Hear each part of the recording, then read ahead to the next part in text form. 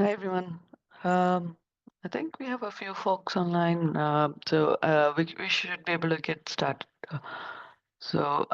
We have two topics today. I pasted that in the chat. So first one is to add support for creating, modifying IPMC group with member list.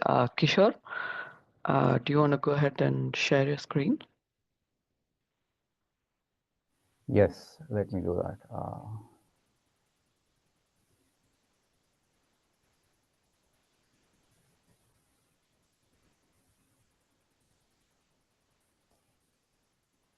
Can you see my screen? Yeah. All right. Thank you. So today I wanted to describe a proposal where we would like to add support for creating and modifying the IPMC group with the member list specified. So just as a background, the workflow today allows you to create IPMC IP multicast group, and then later you can add members to it or remove members to it and so on. So if we have like a workflow where imagine there is a topology with switch S1A, S1B, S1C. So this is in one layer of the network. And then there is another layer, S2 layer with three switches, S2A, S2B, and S2C. Now S1A is sending to the second layer of the network, and there are these preferred paths from S1A to S2A, S2B, S2C, and let's call these paths as X, Y, and Z. And there are some, these are the preferred paths. They are optimal, and we also have some backup paths in case the primary paths go down. So if we have S1A sending to three links, X, Y, and Z, and one of these links, let's say Y goes down, so we need to prune Y and add the backup path, and to minimize the loss, you would probably add the backup path first and prune the path which went down, which is the best you can do. But imagine the case where now the primary path is back up and you want to switch to it.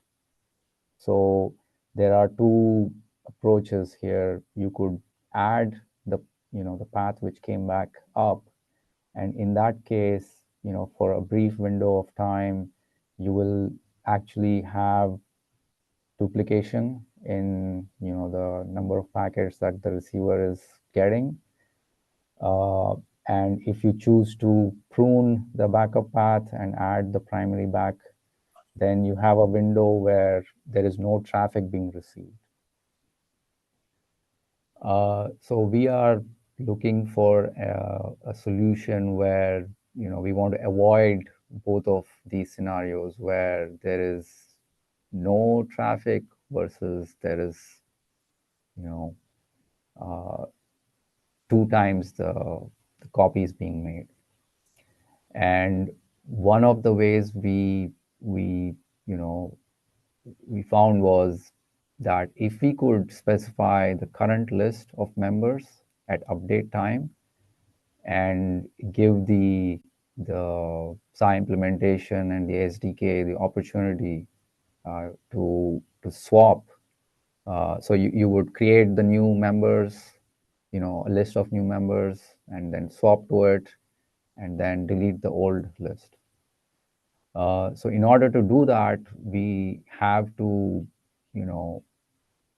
enhance the current IPMC group construct, where, it can be told that this is the current, list of members that you need to use, and at create time, you just create with this fully formed list, and at update time, you have to, atomically switch to this new list. Um, so the proposal is essentially to add an attribute to the IPMC group, saying that this group is operating in the mode where the members are specified, upfront. So this is a flag which you set when you create this group. So the group can either operate in this mode or in the current mode of using IPMC group member object. And the second attribute we are proposing is this list of, you know, uh, output IDs. In this case, uh, we are saying this is a list of next hops that the IPMC group uh, will send the traffic stream to.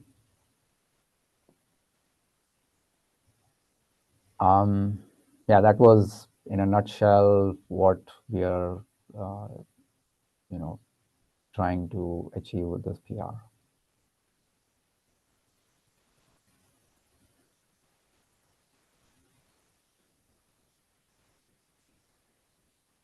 I'm happy to take questions on this.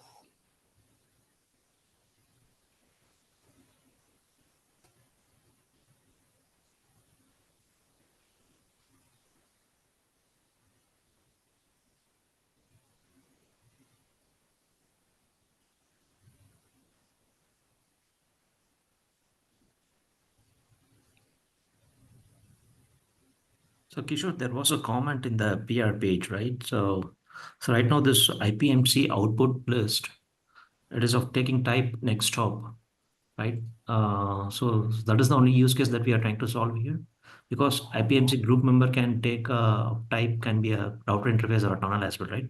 As mentioned in the comment. Yeah, but as like we started with that, but I believe the object list requires the list to contain a single type of object. So maybe if we want to support the different, you know, objects like rifts and tunnels, we may have to add uh, more such list attributes, like a list of tunnels or a list of rifts.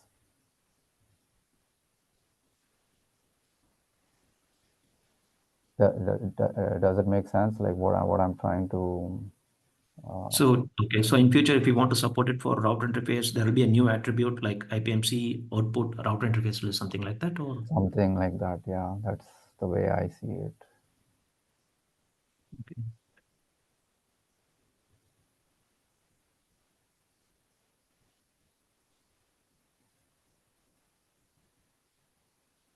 Okay, so in that case, should we rename this attribute something specific to next hop?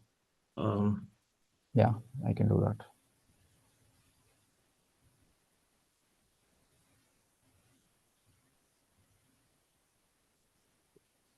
Thank you. All right. If no further questions here, please comment on the PR and I'll address them. So Kishore, just to clarify here, the expectation is the like basically switch to the new members will be done without any traffic impact, right? Yeah. So um,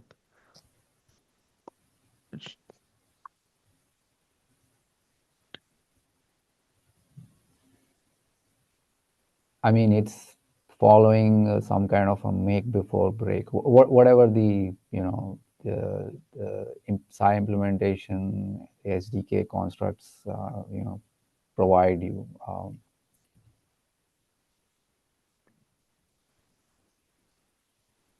okay. I was just thinking that make before break is again actually falling into your category of like adding and then removing, right?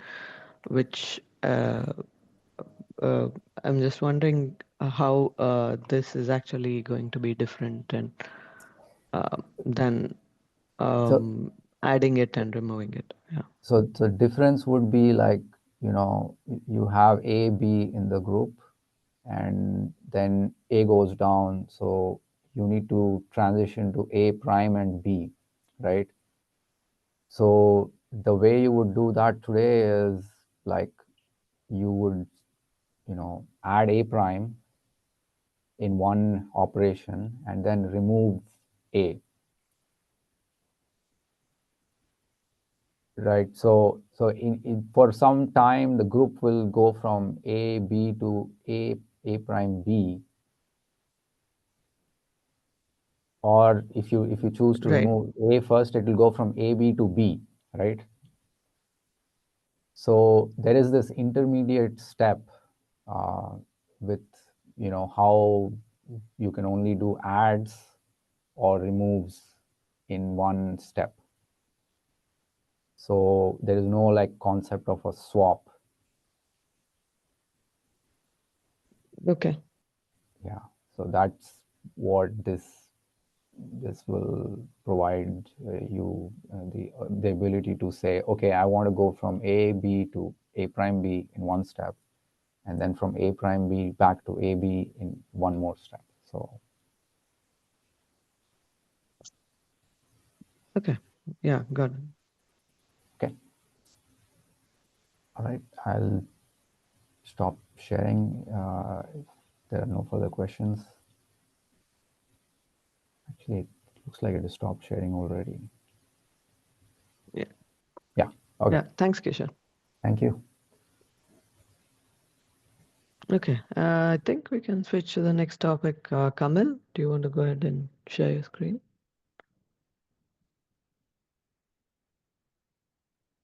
Yeah, let me share my screen.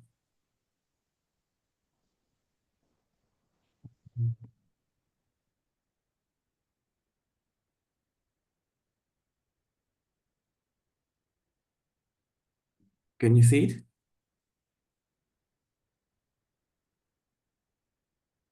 Yes. Okay, so this is a metadata feature. Mainly was created to mitigate Broadcom issues. So the feature is that we are adding support for custom vendor attributes and new objects. So there will be custom directory in the root of the SCI repo, and that directory will be empty by default. And this will be the directory when vendors, if they have like custom headers, they can just copy here their headers, which they will be merged during metadata generation with existing headers, or potentially adding like new object types and new APIs. And those will be always at offset at 0, 1, and 7 zeros. So I also prepared like a brief documentation how this actually works. And in the doc custom headers, there are some sample headers. So for example, the main file is SCI custom, and this file specifies, for example, if we have any new objects, like custom objects for vendor. So for example, here I defined a sample new API here. And then there is specific file created for that API, like SCI custom one, which is name of the APIs. And this like defines the attributes for this API, defines all the APIs, functions, and just the APIs. And that will be like separate from the main SCI headers. So it could be like the metadata could be generated for that. Internally, vendors can like utilize that, but for the regular user outside the vendor metadata, it will be not visible. Yeah. And for example, there is like a port extension attributes. So for example, if you want to add custom attributes, we just define this structure here, and we start from the custom range, and we can add another attributes. For example, if we also want to add like custom statistics, we can also define the structure from which will be merged, and we just start from the custom range base. And this will work for any existing enum. So it can be their attribute or any existing one. For example, here we have a switch attributes, which I defined like 2 attributes, for example. And there is types, custom types, which defines custom type from custom range base. It defines the object that we added the new APIs. And if we need some new actual custom types which don't exist in the current site, we can just define them here or in any other of those custom files. So those headers here, those are just example. They still currently I added support for that, so those are actually style and correctness is valid. I use those files to build the metadata in the Azure pipeline to check whether the custom logic is correct. But if vendor wants to add their own custom header, they still needs to follow the convention, the file style, and all the checks that we have currently in the include directory, and similar in the extensions directory. Yeah. And rest of all is just a change that we added a custom directory for the Doxygen and all for the compilation flags. We just basically updated to add this custom directory. By default, that is empty, so there is no like additional change. But the main motivation for that was Broadcom was mentioning that they have a lot of custom attributes which are actually causing some issues right now in the master branch on the Sonic build image, and they just don't want to modify existing headers, because that is what actually was introduced. We introduced a long time ago, like for example in port.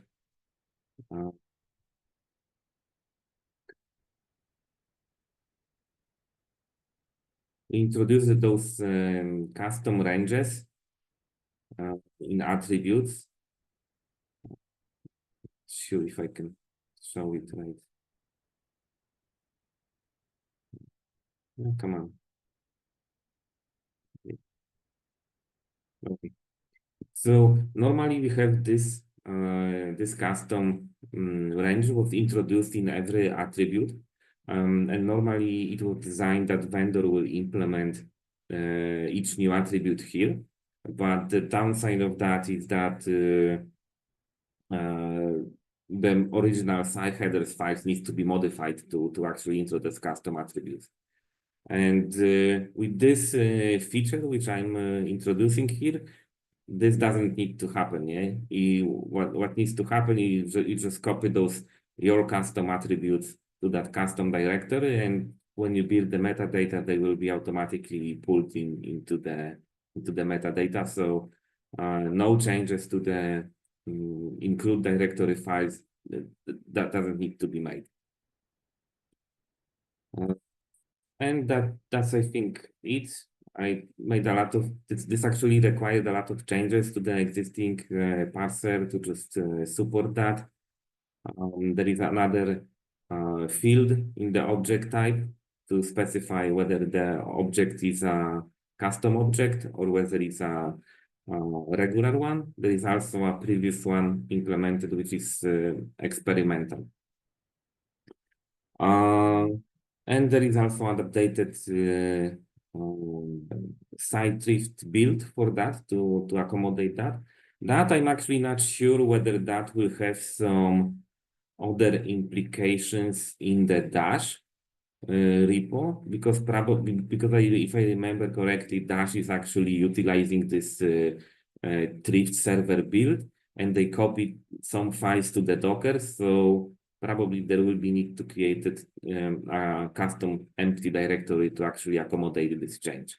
Maybe this makefile could be updated to be like a dynamic check whether that directory exists or not to include that.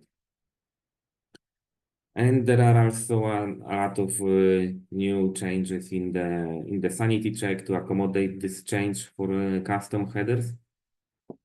In the baseline, the only difference you can actually think on that, like those custom attributes are similar, almost exactly the same as the extensions one, but extensions start as this 0x2 range, and the custom attributes start at the 0x1 range. Yeah. Yeah, and that's, I think, basically it. Yeah.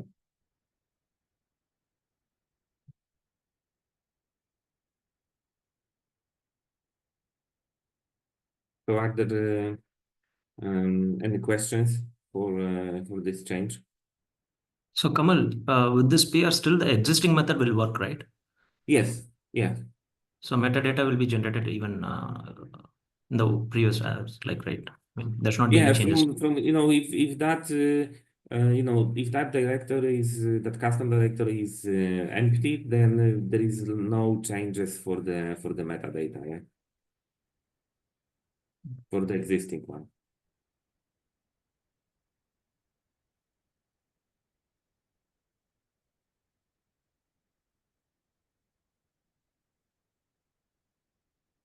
I was actually hoping that Jai will be on this meeting, but he's absent. So because actually he was most requesting for this change, uh, but okay, yeah. So, any other questions?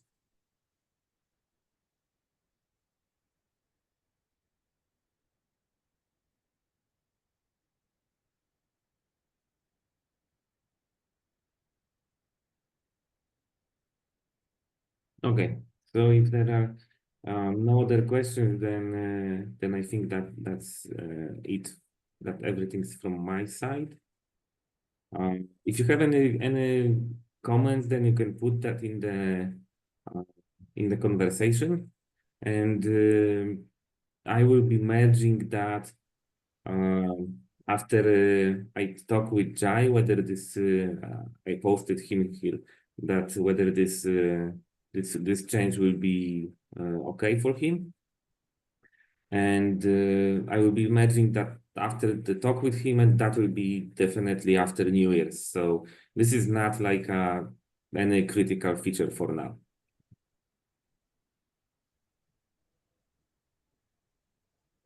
Okay, thank you. Okay. Yeah. Thanks, Kamal. Okay, I think we still have 30 minutes. So, Marian, I think you had another topic. Are you actually prepared to talk about it today?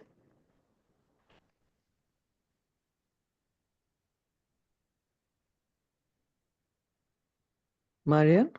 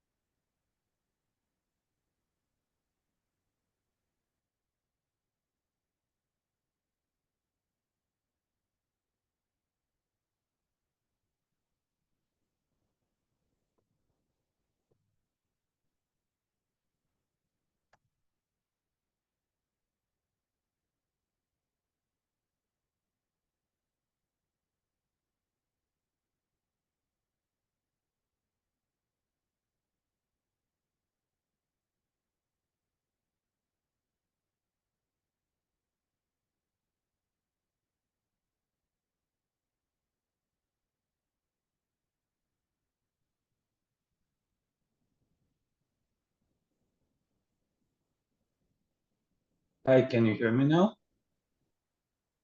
Yeah, I can hear you now. Oh, yeah. So I had actually a topic that I wanted to present. It is an old pull request of mine that was in the backlog for some time. So let me Yeah, just find it. so the ACL actions, right? Yes, I yes. just sent the link on the chat. Yeah, so let me share my screen.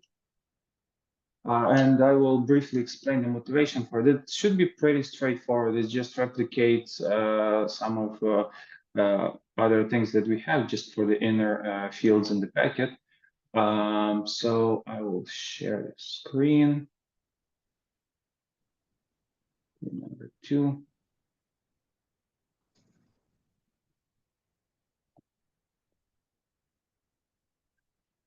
You're able to see it, right? Yeah. Okay. Yes. So just to give you a background, we have a use case that a switch gets a packet that traversed from L2 network at some point to through the gateway through L3 gateway, and it was routed, and also it was tunnel encapsulated, and then it needs to go. Basically, it needs to go back to the other return back to the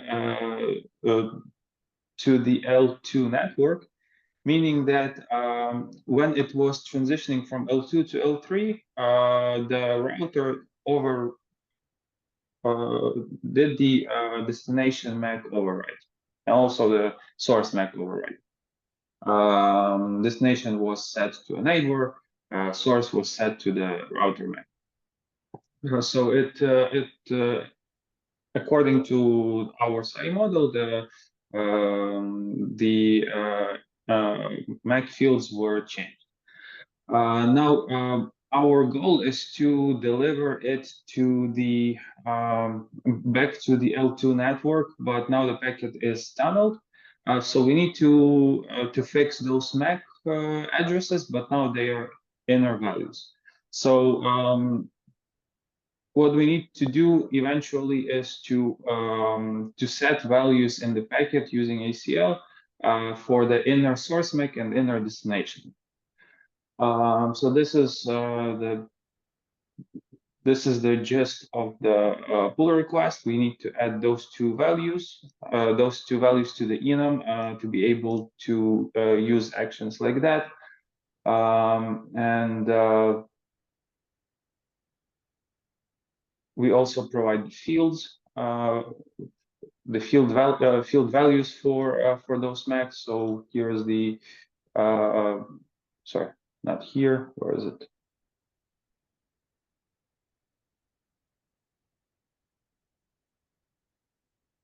Yeah, that's the, so this is the action. Oh, yeah, right. And this is the value of type SAI MAC.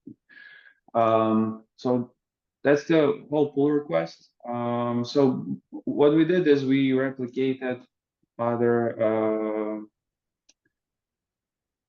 actions that we already had in here.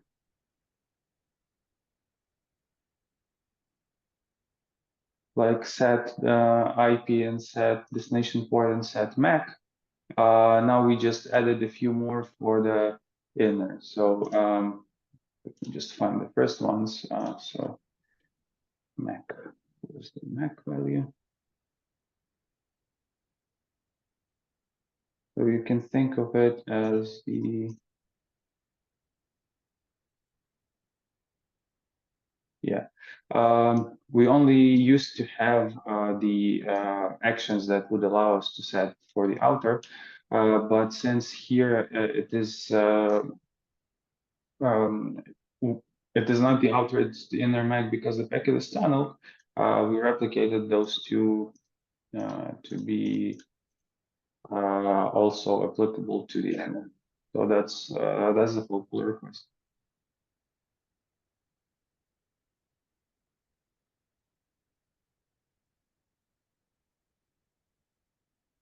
Any questions?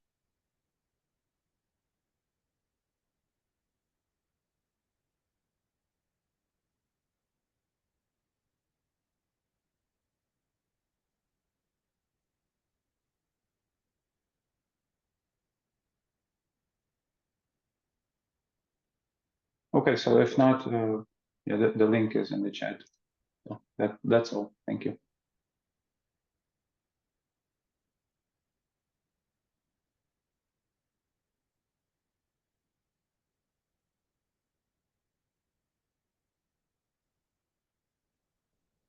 Okay. Anyone wanted to bring up any other topic? Thanks, Marian. Yeah.